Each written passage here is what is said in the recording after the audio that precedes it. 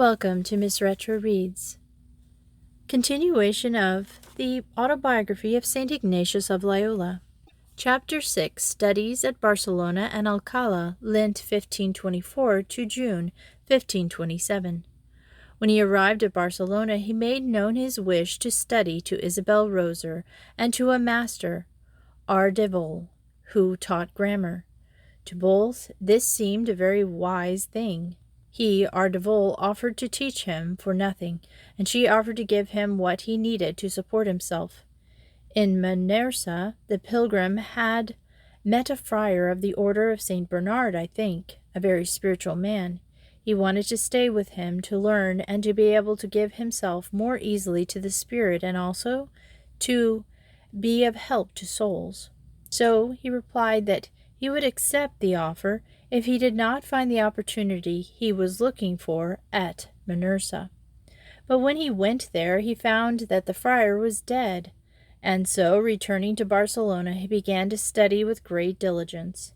But one thing distressed him a good deal, and that was when he began to memorize, as is necessary at the beginning of grammar.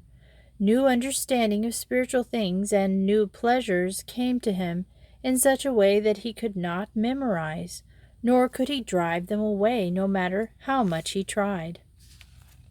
So, thinking often about this, he said to himself, "Not even when I go to pray, nor when I am at Mass, do such vivid insights come to me." Thus, little by little, he came to realize that this was a temptation. After saying a prayer, he went to Santa Maria del Mar, near the Master's house, as he had asked him to please listen to him a while in that church. Thus, when they were seated, he told him faithfully everything that occurred in his soul and what little progress he had made until then for that reason. But he promised his master, saying, "I promise you never to fail to hear your lessons these 2 years, as long as I can find bread and water in Barcelona to support myself." As he made this promise with great emphasis, he never again had those temptations. The stomach pain which he had suffered at Minersa, for which reason he wore shoes, left him, and his stomach felt as well as it had after he set out for Jerusalem. For this reason, while he was studying at Barcelona, he felt the desire to resume his previous penances, and so he began to make a hole in the soles of his shoes.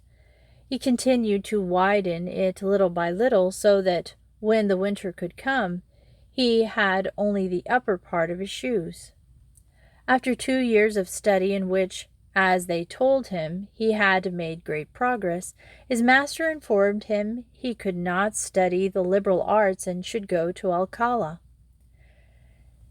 Note: a new university had been established at Alcala de Henares in 1508 by the great primate of Spain, Cardinal Jimenez de Cisneros, for the education of the clergy. Though it had the traditional courses of the arts and theology, with chairs for theomies, Scotism, and nominalism, it was also the center of humanism in Spain. Its original college of San Ildefonso was the first trilingual college in Europe. The famous Capitalism Polyglot Bible also was published. The famous Complutensian Polyglot Bible also was published in Alcala just a few years before Ignatius's arrival. But still, he had a doctor of theology examine him, and he gave him the same advice. So he set out alone for Alcala, although I believe he already had some companions. When he arrived at Alcala, he began to beg and to live on alms. After he lived in this fashion for 10 or 12 days, a cleric and others who were with him, seeing him beg alms one day, began to laugh at him and to say insulting things to him, as one usually does to those who, though they may be healthy, go begging. At this moment the man who had charge of the new hospital of Antezana passed by, and taking pity on him, called him and took him to the hospital, where he gave him a room and all he needed. He studied at Alcala almost a year and a half, because he arrived at Barcelona in Lent in the year of 1524, and studied there for 2 years. He arrived at Alcala in the year of 1526. He studied the logic of Soto, the physics of Albert, and the master of sentences. While at Alcala, he was busy giving spiritual exercises and teaching Christian doctrine, and in so doing brought forth fruit for the glory of God. There were many persons who came to a full knowledge and delight in spiritual things, but others had various temptations, such as the one who wanted to scourge himself, but could not do so, as though someone were holding back his hand, and other similar cases. These gave rise to rumors among the people, especially because of the great crowd that gathered wherever he was teaching doctrine. Soon after he arrived at Alcala, he became acquainted with Don Diego Ugia, who lived in the house of his brother, who had a printing shop in Alcala, and was well-to-do. They helped him with alms to support the poor, and kept the pilgrims' 3 companions in their house. Once, when he came to ask alms for some necessities, Don Diego told him that he had no money, but he opened a chest in which he had various objects that gave him bed coverings of different colors, and some candlesticks, and other similar things. Wrapping them all in a sheet, the pilgrim put them on his shoulders and went off to aid the poor. As mentioned above, there was much heresy throughout that entire region about the things happening at Alcala. One person said one thing, and another something else. The rumor reached the inquisitors at Toledo. When they came to Alcala, the pilgrim was warned by their hosts, who told him that they were calling his companions sack-wearers, and I believe enlightened ones, and that they would make mincemeat of them.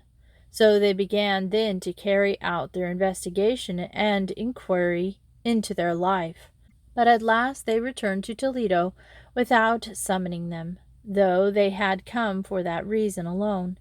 They left the trial to the vicar Figuro, who is now with the emperor. A few days later he summoned them and told them how an investigation and an inquiry into their life had been made by the inquisitors, and that no error had been found in their teaching nor in their life, and therefore they could do the same as they had been doing without any interference. But since they were not religious, it did not seem right for them all to go about in one habit. It would be better, and he so commanded them, if 2 of them, pointing to the pilgrim and Artega, were to dye their clothes black, and if the others, Calixto and Caceres, were to dye it brown. Juanico, who was a French lad, could stay as he was. The pilgrims said that they would do what they were ordered, but, he said, I do not know what benefit these inquisitions have, and the other day a priest did not want to give the sacraments to one of us because he went to communion every 8 days, and they have caused me difficulty too. We would like to know if they have found any heresy among us. No, said Figaro, for if they had, they would have burned you. They would also burn you, said the pilgrim, if they found heresy in you. They dyed their clothes as they had been ordered, and 15 or 20 days later, Figaro ordered the pilgrim not to go barefoot, but to wear shoes. He did so readily, as he did in all matters of this sort when he was ordered. 4 months later, Figaro himself again began an investigation of them. Besides the usual reasons, I believe there also was the instance of a married woman of quality who had special devotion for the pilgrim. In order not to be seen, she came to the hospital in the morning at dawn, wearing a veil, as is the custom in Alcala. On entering, she removed her veil and went to the pilgrim's room. But they did nothing to them this time, nor did they summon them after the investigation had been finished, nor did they say anything to them. 4 months later, when he was then living in a small hut outside the hospital, a policeman came to the door one day and called him, saying, "Come with me a while." He put him in jail and said to him, "You may not leave here until you are ordered to do otherwise." This was in the summer-time, and as he was not confined, many people came to visit him. He did the same things as when he was free, teaching and giving the exercises. Although many offered their services, he did not want to have an advocate or attorney. He especially remembers Donna Teresa de Cardenas, who sent someone to visit him and frequently offered to get him out. But he accepted nothing, always answering, "He for whose love I entered here will get me out, if he is served thereby." He was imprisoned 17 days without being examined or knowing the reason for it. At the end of that time, Figueroa came to the jail and examined him about many things, even asking him if he observed the Sabbath, whether he knew 2 particular women, a mother and her daughter. To this he answered yes. Figueroa then asked whether he had known of their departure before they had set out. By the oath he had sworn, he said no. The vicar then placed his hand on his shoulder with a show of pleasure and said to him, "This was the reason why you were brought here." Among the many persons who followed the pilgrim, there were a mother and her daughter, both widowed. The daughter was a very young and very beautiful one. They had entered deeply into the spirit, especially the daughter. Although they were noble women, they had gone to Veronica of Jaen alone and on foot. Though I do not know whether they were begging, this caused considerable gossip in Alcala, and Dr. Cirillo, who had some responsibility for them, thought that the prisoner had persuaded them, and for this reason had him arrested. Having heard what the vicar said, the prisoner said to him, "Would you like me to speak a bit more about this affair?" He said, "Yes." "Then you should know," said the prisoner, "that these 2 women have often emphasized to me their desire to go about the world serving the poor, in one hospital and then in another. I have always dissuaded them from this idea, because the daughter is so young and beautiful and so forth, and I have told them, and when they wanted to visit the poor, they could do so in Alcala, and could accompany the Most Holy Sacrament." When this conversation was finished, Figueroa left his notary, who had written it all down. At that time Calixto was in Segovia, and learning of his imprisonment he came at once, though he had recently recovered from a serious illness, and he went into the jail with him. But he, the pilgrim, told him it would be better to present himself to the vicar, who treated him kindly and told him he would order him put in jail. He would have to remain there until those women returned to see whether they would confirm what he had said. Calixto stayed in the jail a few days, but when the pilgrim saw that he was ruining his health because he was still not entirely recovered, he had him released through the help of a doctor, a very good friend of his. From the day the pilgrim entered the jail until they left him out, 42 days passed, and at the end of that time, as the 2 devout women returned, the notary came to the jail and read the sentence. He should go free, but they should dress like the other students, and should not speak about matters of the faith until they had studied for 4 more years, because they had no learning. For in truth the pilgrim was the one who knew the most, though his learning had little foundation. This was the first thing he used to say whenever they examined him. Because of this sentence he was somewhat doubtful what he should do. since it seemed that they were closing the door for him to help souls, without giving him any reason except that he had not studied. At last he decided to go to Fonseca, the Archbishop of Toledo, and put the case in his hands. He set out from Alcala and found the Archbishop in Valladolid, faithfully recounting the affair to him. He said that even though he was not known in his jurisdiction nor obliged to abide by the sentence, still he would do whatever he commanded. He spoke familiarly with him, as he used to do with everyone. The Archbishop received him very well, and understanding that he wanted to go to Salamanca, he said that he also had friends and a college in Salamanca, and offered everything to him, and then, as he was leaving, he gave him 4 escudos. Chapter 7. Trouble at Salamanca, July to late 1527. After coming to Salamanca, while he was praying in a church, a devout lady recognized him as belonging to the company, for his 4 companions had been there already for some days. She asked him his name, and then took him to the lodging of his companions. When the sentence had been given in Alcala, that they should dress like students, the pilgrim said, "When you ordered us to dye our clothing, we did so. But now we cannot do so because we do not have the wherewithal to buy clothes." So the vicar himself had provided them with clothing and caps and all the other student gear. Dressed in this fashion, they had left Alcala. At Salamanca, he confessed to a Dominican friar at San Esteban.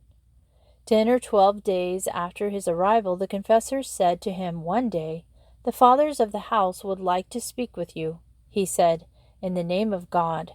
"Then," said the confessor, "it would be good if you would come here to eat on Sunday. But I warn you of one thing, that they will want to know many things about you." So on Sunday he went with Calixto. After eating, the sub-prior, in the absence of the prior, together with his confessor, and I think with another friar, went with him to the chapel.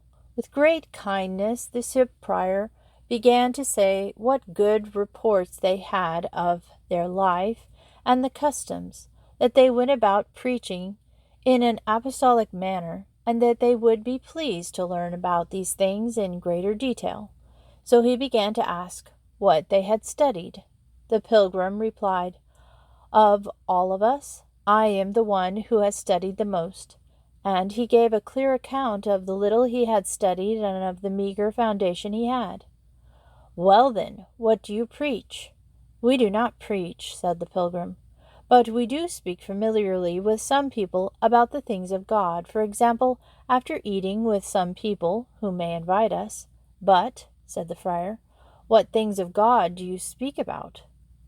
"That is what we would like to know." "We speak," said the pilgrim, "sometimes about one virtue, sometimes about another, praising it, sometimes about one vice, sometimes about another, condemning it." "You are not educated men," said the friar, "and you speak about virtues and vices?" "But no one can speak about these except in 1 or 2 ways, either through education or through the Holy Spirit." "If not through education, then through the Holy Spirit." Here the pilgrim was a bit beside himself, because that kind of argument did not seem good to him. After being silent a while, he said it was not necessary to speak further of these matters. The friar insisted. "Well, now that there are so many errors of Erasmus, and of so many others who have deceived the world, don't you wish to explain what you say?" The pilgrim said, "Father, I will say no more than I have said, except before my superiors, who can oblige me to do so." Before this the friar had asked why Calixto came dressed as he was. He wore a short sack and a large hat on his head, with a staff in his hand, and boots almost halfway up his legs. And he was very big. He seemed more deformed. The pilgrim related how they had been imprisoned in Alcala, and had been ordered to dress like students, and that his companion, because of the great heat, had given his long gown to a poor cleric. Here the friar growled between his teeth, indicating that he was not pleased. Charity begins at home. Now, returning to the tale, the sub-prior, unable to get any other word out of the pilgrim but that, said, "Now remain here, for we will easily make you tell all." Then all the friars left with some haste. The pilgrim first asked if they wanted them to remain in that chapel, or where did they want them to remain. The sub-prior answered that they should remain in the chapel. The friars then closed all the doors, and as it appears discussed the affair with the judges. The two of them were in the monastery for 3 days, eating in the refectory with the friars, though nothing was said to them in the name of the court. Their room was almost always full of friars who came to see them. The pilgrim always spoke as was his custom, and as a result there was already some division among them, many showing that they were sympathetic to them. At the end of 3 days a notary came and took them to jail. They did not put them down below with the criminals, but in an upper room, where, because it was old and unused, there was a lot of dirt. They were both bound with the same chain, each one by his foot. The chain was hooked to a post in the middle of the house, and was 10 or 13 palms long. Each time that one wanted to do something, the other had to accompany him. All that night they kept a vigil. The next day, when their imprisonment was made known to the city, people sent them something on which to sleep in jail, and every necessity in abundance. Many people came continually to visit them, and the pilgrim continued his exercises, speaking about God and the like. The bachelor friars came to examine each of them separately, and the pilgrim gave him all his papers examining the exercises, so they could examine them. Asked if they had companions, they said they did, and told where they were. On the bachelor's orders, they went there and brought Cesares and Artega to jail, but they left Juanico, who later became a friar. But they did not put them above with the other two, but down below where the common prisoners were. Here, too, he did not want to have an advocate or attorney. Some days later he was summoned before 4 judges, the 3 doctors, Sancti Sodoro, Paravinas, and Frias, and the 4th was the bachelor Frias. All of them had now seen the exercises. Here they asked him many things, not only about the exercises, but also about theology, for example, about the Trinity and the Eucharist, and how he understood those articles. First he made his preface, and then, commanded by the judges, he took in such a manner that they had no reason to condemn him. The bachelor friars, who had always intervened with these matters more than the others, also asked him about a case in canon law. He was required to answer everything, but he always had said first that he did not know what scholars said about those matters. Then they commanded him to explain the first commandment the way he usually explained it. He started to do so and said so many things about the first commandment that they had no desire to ask him more. Before this, then, when they were speaking about the exercises, they insisted a good deal on one point only, which was at the beginning, when a thought is a venial sin and when it is mortal. The reason was that he, though uneducated, was deciding it. He answered, "If this is true or not, resolve it now, and if it is not true, condemn it." But in the end they left without condemning anything. Among the many who came to speak to him in jail, Don Francisco de Mendoza, who is now Cardinal of Burgos, came one time with the bachelor friars. In kindly manner he asked him how he was getting on in prison, and if it bothered him to be a prisoner. He replied, "I will answer what I answered today to a lady who, on seeing me in prison, spoke words of compassion. I said to her, "By this you show that you do not wish to be imprisoned for the love of God. Does imprisonment seem to be such a great evil to you? Well, I will tell you that there are not so many grills and chains in Salamanca that I would not wish for more for the love of God." At this time it happened that all the parishioners in the jail fled, but the two companions who were with them did not flee. In the morning, when they were found there alone without anyone, with the doors open, everyone was deeply edified, and there was much talk in the city, so they gave them an entire palace that was near there as a prison. After 22 days of imprisonment, they were summoned to hear the sentence, which was that no error was found in their life or teaching. Therefore they could do what they had been doing, teaching doctrine and speaking about the things of God, so long as they never defined that this is a mortal sin or this is a venial sin, until they had studied for 4 more years.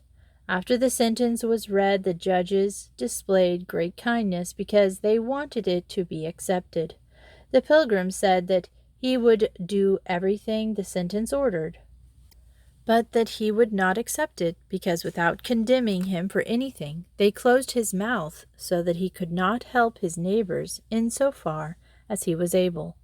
Although Dr. Frias ordered him and showed that he was very benevolent, the pilgrim said that no more, except that, as long as he was in the jurisdiction of Salamanca, he would do what had been ordered. Then they were released from jail, and he began to commend himself to God, and to think about what he ought to do. He found great difficulty in remaining in Salamanca, for in the matter of helping souls, it seemed to him that the door had been closed by this prohibition not to define mortal and venial sin. So he decided to go to Paris to study. When the pilgrim was considering at Barcelona whether he should study and how much, his entire concern was whether, after he had studied, he should enter religion or go about the world. When thoughts of entering religion came to him, then he also had the desire to enter a corrupted and poorly reformed order, so that he would suffer more in it. He also thought that perhaps God would help him. God gave him great confidence that he would endure easily all the insults and injuries they did to him. Now, at the time of his imprisonment in Salamanca, the same desire that he had to help souls, and for that reason to study first, and to gather some others for the same purpose, and to keep those he had, did not fail him. Resolving to go to Paris, he arranged with them, his companions, to wait there while he went to see if he could find some means by which they could study. Many important persons strongly insisted that he should not go, but they could never dissuade him.